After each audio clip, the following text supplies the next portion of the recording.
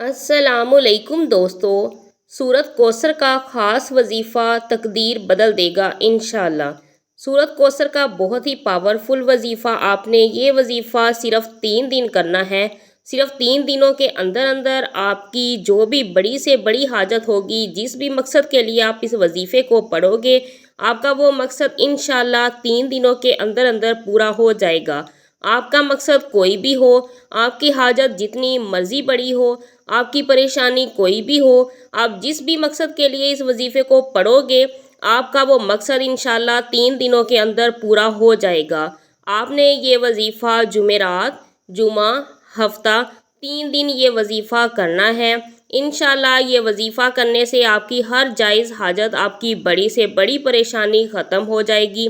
आप चाहें ये वजीफ़ा अपनी शादी के लिए कर रहे हैं, आपकी शादी नहीं हो रही, इसके लिए कर रहे हैं, आपको इसमें भी कामयाबी मिलेगी।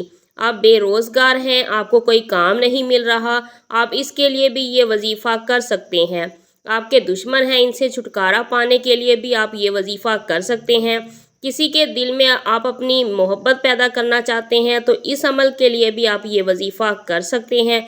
आपकी कोई भी हाजत हो, कोई भी मकसद हो, आप इस वजीफ़े के ज़रिए आप अपना मकसद पूरा कर सकते हो। आपने सिर्फ 3 दिन इस वजीफ़े को करना है और इंशाअल्लाह 3 दिन के अंदर अंदर आपका हर मकसद पूरा हो जाएगा।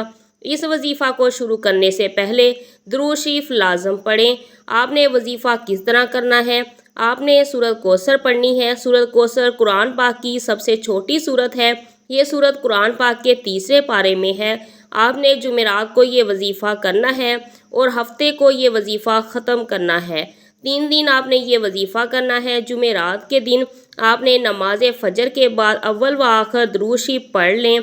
इसके बाद आप 129 दफ़ा सूरत कौसर को पढ़ लें। सुबह नमाज फ़जर पढ़कर इस वजीफ़े को करें, फिर नमाज असर पढ़कर इस वजीफ़े को करें।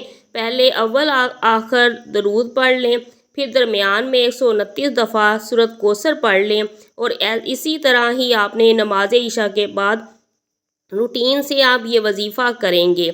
इसी तरह तीनों दिन आपने ये वजीफ़ा करना है।